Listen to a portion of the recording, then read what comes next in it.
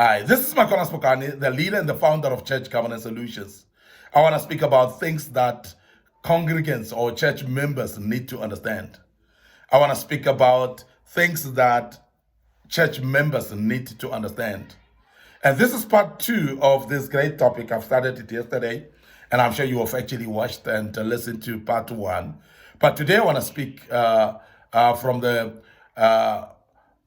the premises of part two, which starts with when you eat your tithes, when you eat your offerings, and when you eat your sacrificial monies, the grace on the church or the pastor does not stop working, but it stops working only for you.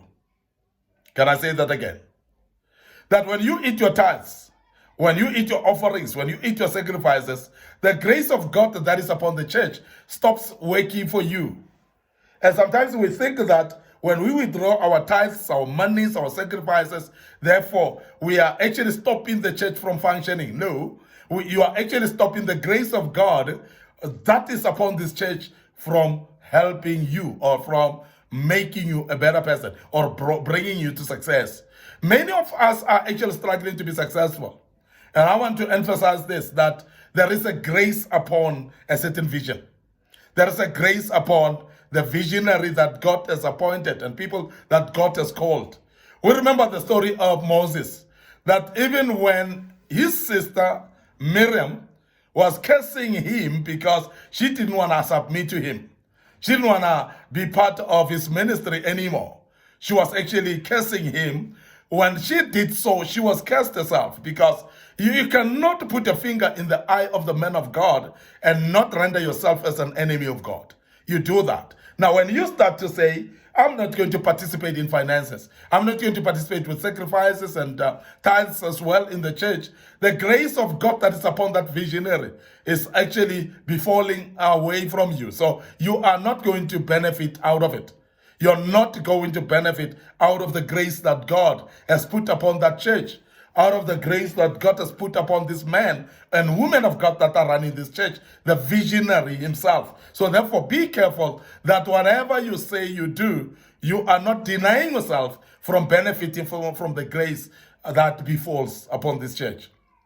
The other thing that I want you to be aware of is when you gossip about your church or your pastor to other members of the outsiders or the outsiders, you become a rebel and you become disloyal.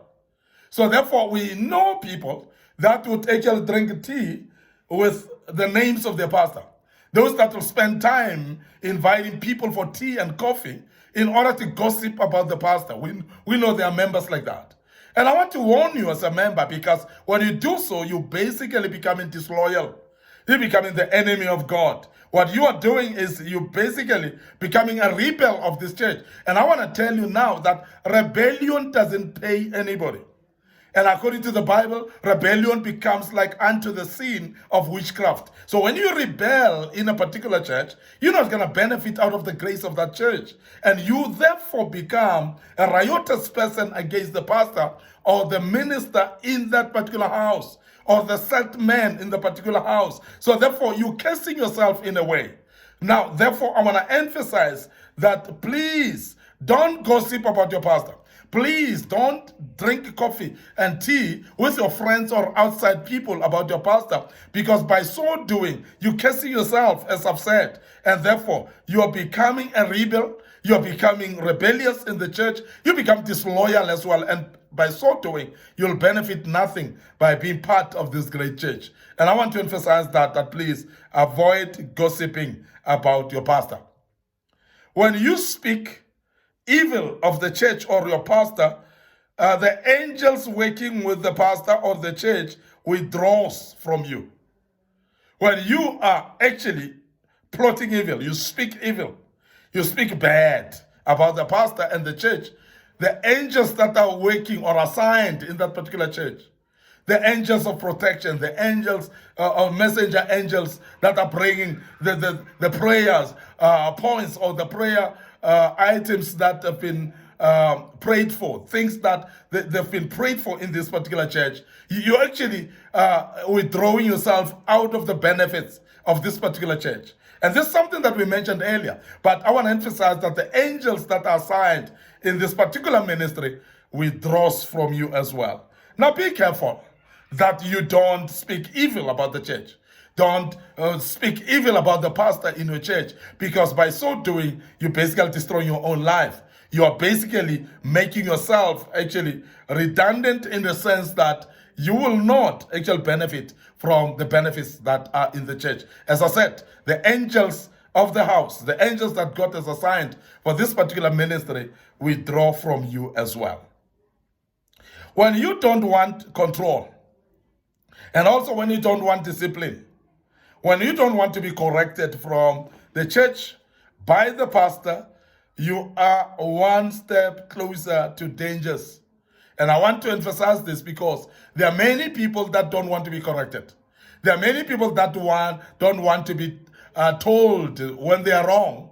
Now, because of that, you don't want to be corrected. You don't want to be told when you're wrong in this particular church. You are therefore denying yourself of progress. You are therefore actually one step towards danger. And majority of the people have actually ran themselves into dangers, into problematic situations purely because they refuse to be corrected. This is the same like a child in a family that doesn't want correction. We've got children that don't want to be corrected, children that don't want to be corrected by parents, children that will do their own things and don't want the parent to correct them. You are running towards danger. And I want to remind you as a young person, as a child in the family, that please hearken to the instructions or the corrections of the family. But you also as a member of a church, please hearken to the corrections that are brought about by your pastor or your church leaders. Because as they do so, it's out of the heart of love.